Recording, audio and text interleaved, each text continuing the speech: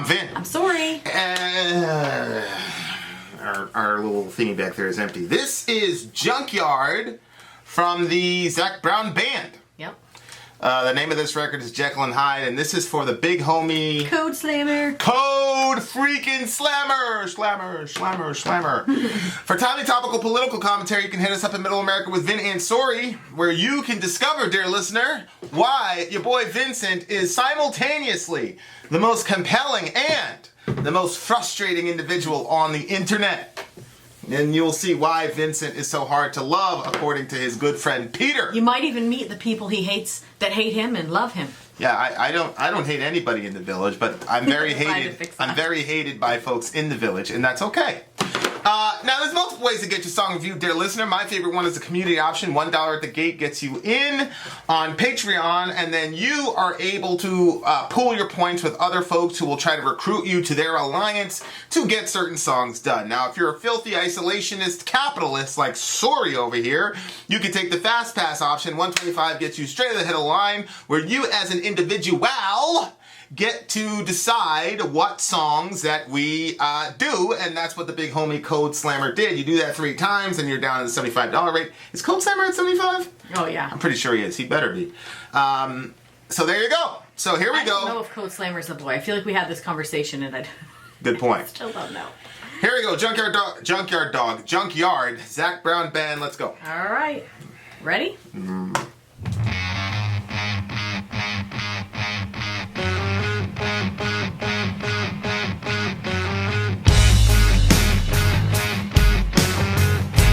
This riff makes me feel like a badass.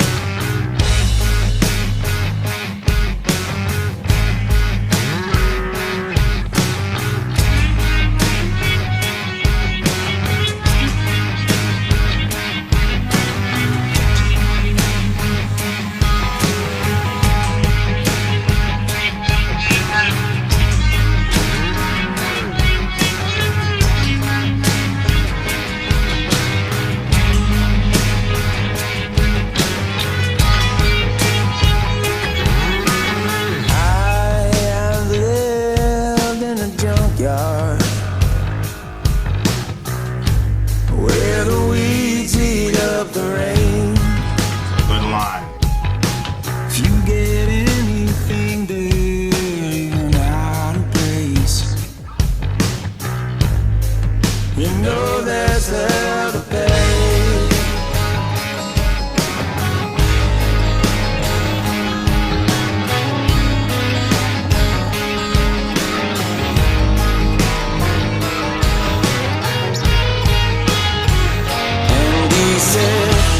You're as sick as you are lovely, and in need of a hand. He tells me You are never worthy. but I was just a child, you see. That was my reality.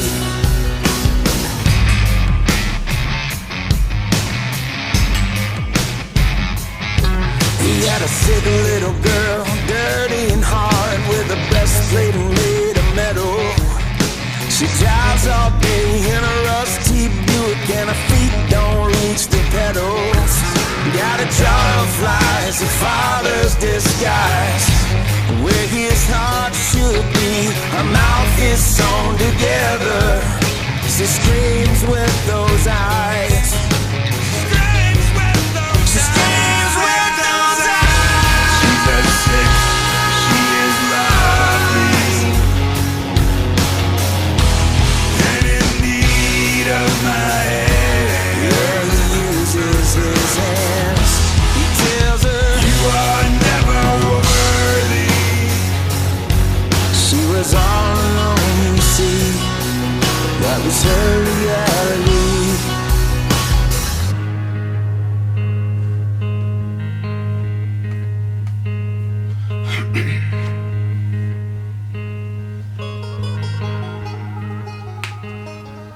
Got country feel.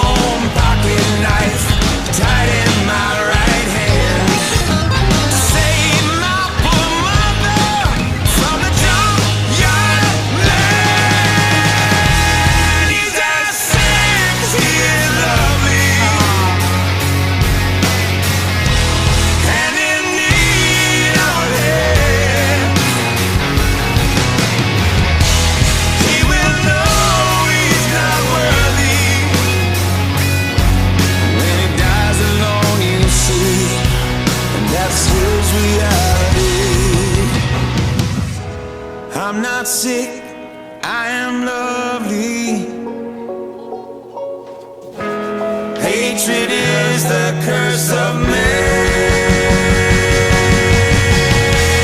I will not feel unworthy, 'cause I wash my hands, you see. That's my reality.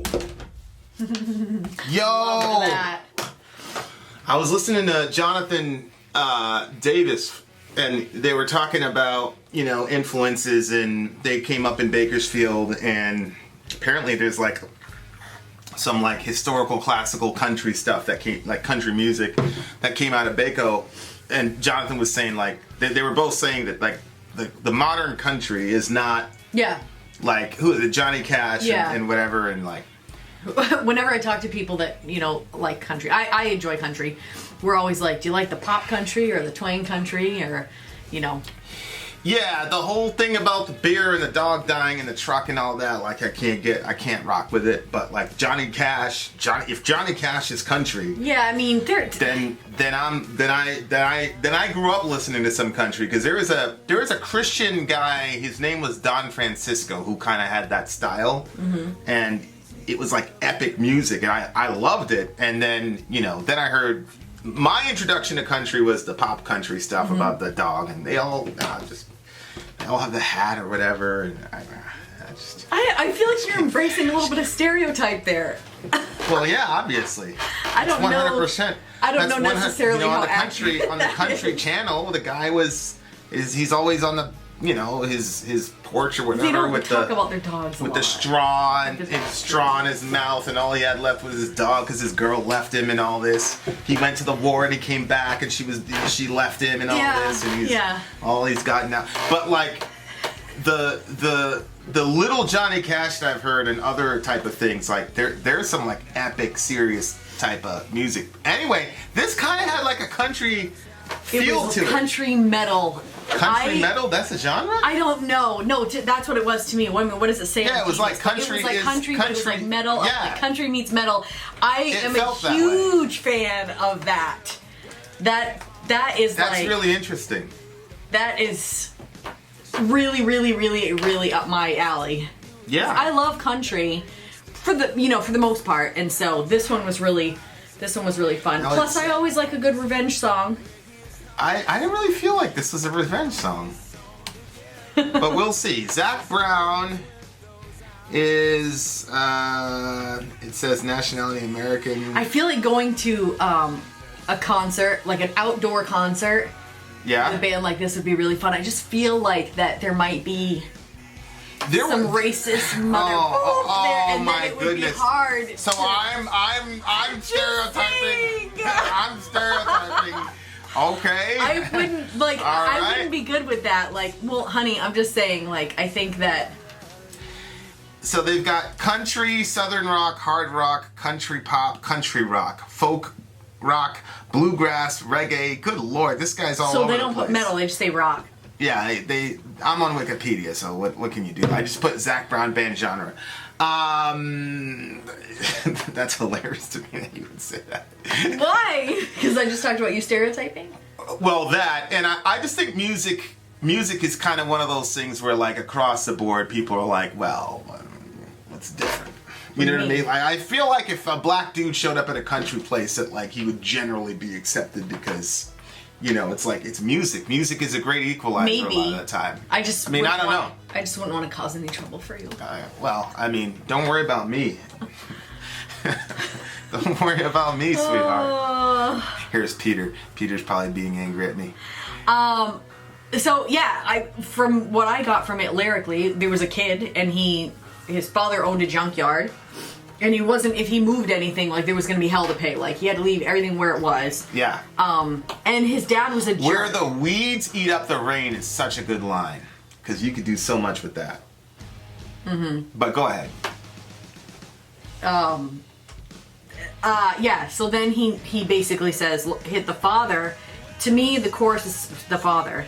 You're as sick as you are lovely, and in need of a hand. Wait, no, I don't know if that's necessarily the father. He tells me you are never worthy. That's the father part. Well, he said. And he the first line is, he said, you're as sick as you're lovely. So I think the father is saying the whole chorus. I think the chorus is evolving. So he's telling you need some help? Well, because that's not exactly how I picture the dad. Well, again, the abuser doesn't think he's an abuser. Yeah. And then we were talking about that Jordan Peterson thing with the edible complex and the other complexes where the parent makes the child completely dependent on them as a way of controlling them and all the rest of it. Yeah. So the in need of a hand there is not a I don't believe is a sincere, hey, you need a hand. I think it's, you're so useless that unless I come to help you, you're never going to accomplish anything. Mm-hmm. I was just a child, you see, that was my reality. Right. Okay, verse 2 to me was the mom. And I think the reason that they're talking about her, like... Mom? Yeah. Okay, keep going. I knew you were going to do that. I said that. He had a sick little girl, dirty and hard, with a breastplate made of metal.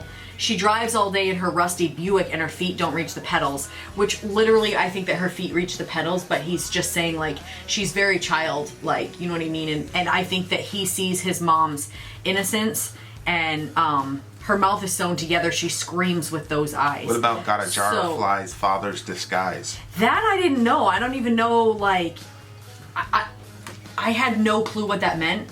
I'm picturing like a jar full of flies, and I'm thinking about, like, I don't know if that was like a distraction piece for her, like the father was a jerk. But then I kind of went back and forth. I thought it was the mom that it's talking about, and then I was like, well, maybe he's talking about his sister. But then when it goes on and he ends up killing his father to save his mom, then I'm like, I think that was talking about his mom. I don't think he killed his father. I think he did. I don't think he did. I got an old bone pocket knife tight in my right hand to save my poor mother from the junkyard man. Yeah. But I don't think he killed him. What do you think he did? He said, I have to, because I have washed my hands, you see, this is my reality. I think he had to wash his hands of what he did, but I think that he did it because he said, I'm not sick, I am lovely. Hatred is the curse of a man. I will not feel unworthy because I washed my hands, you see, that's my reality. He said he's as sick as she is lovely, and in need of a hand.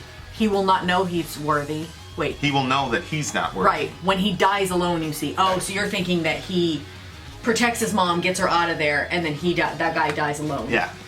Oh, okay. Yeah. Okay. Well, I like a good revenge song. So I've seen my brother take up weapons to defend my mother. Yeah. But he didn't kill the person.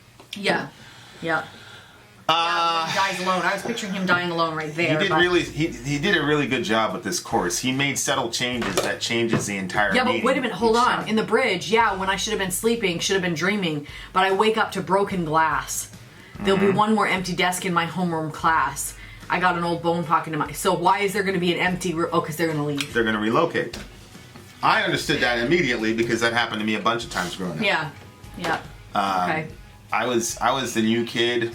Let's see, in the 8th grade, 3 different states, 2 different boroughs, 4 different schools in the 8th grade. Mm-hmm. So, I could definitely relate to that situation. I think, okay, so if you go back up here, he said, "You're as sick as you are lovely." Yep. And then in the next course, she fell sick, she is lovely. Mm-hmm. And then in this course, he's as sick as she is lovely. Mm-hmm.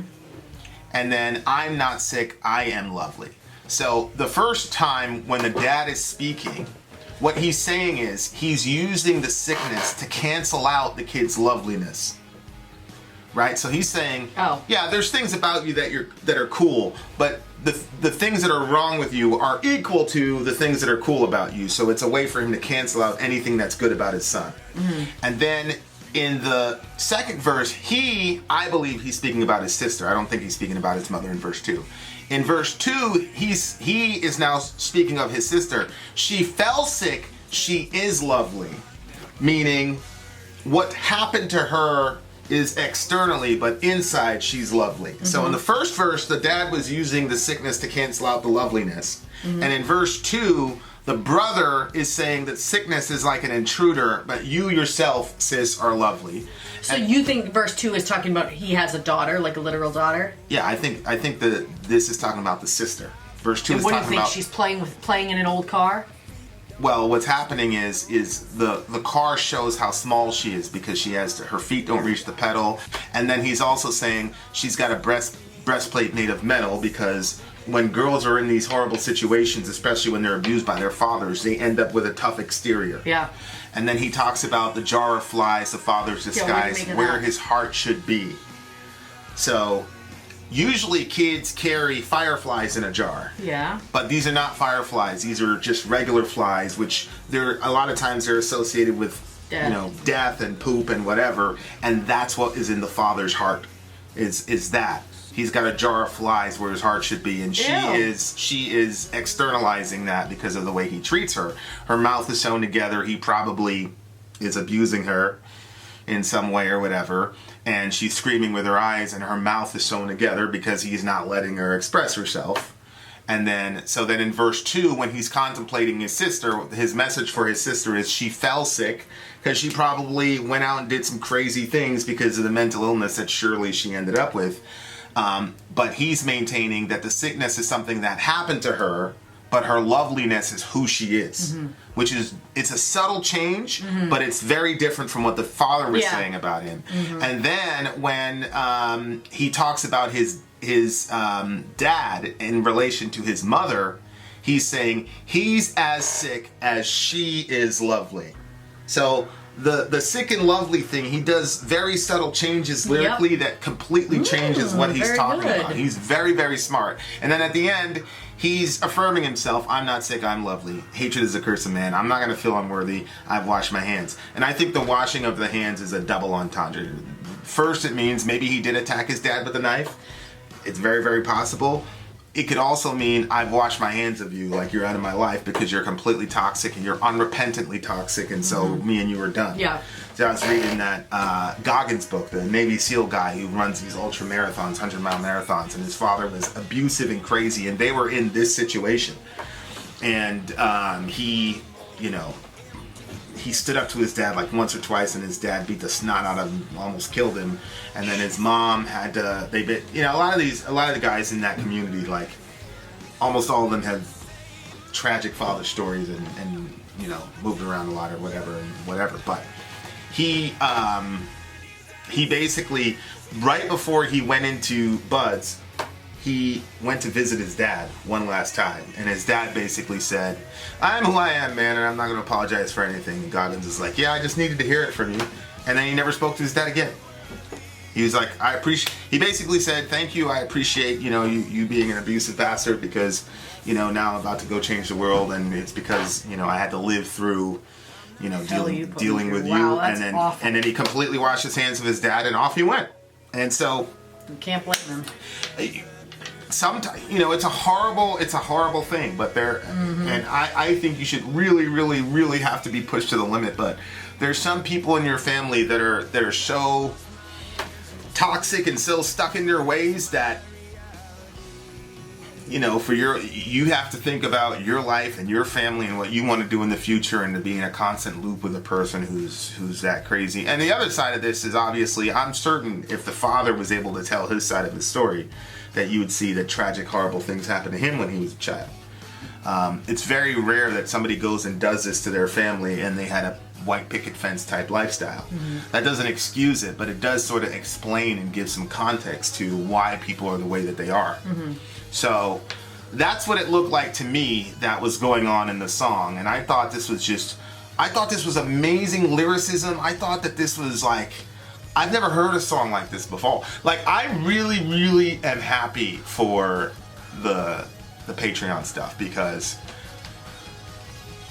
when you're a YouTuber, like, there's so much pressure to keep up with everybody and, have all the views and have this, and, every time we do a song that's like not like doesn't have 100 million views or something, it hurts you in the algorithm, and there's so many different things. And if you ever sit down with a bunch of YouTubers, especially if this is how they make their living, like, you're almost arrested by that, and then you become obsessive about it. And so having this system is like, yeah, we'll take the hit in the algorithm if we can get exposed to music that we've never been exposed to. That was the entire purpose of the channel. I only had Slipknot, Korn in my palette at the time, and now I'm being exposed. So I would have, if somebody would have said, hey, there's this guy that blends country with, I think there's a violin, there's some synth in there, and at the end when he sped up the tempo and they just went off. That's the other thing I think about country. I think sometimes they just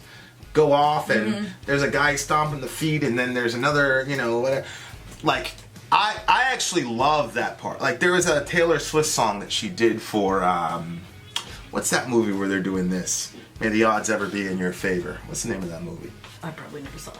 It's, it was a famous one with, what's her face? The odds ever be in your favor. What's the name of that thing? The Hunger Games? The Hunger Games.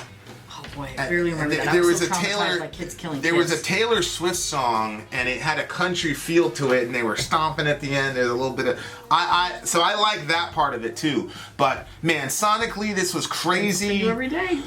Sonically this was crazy. Lyrically this was amazing.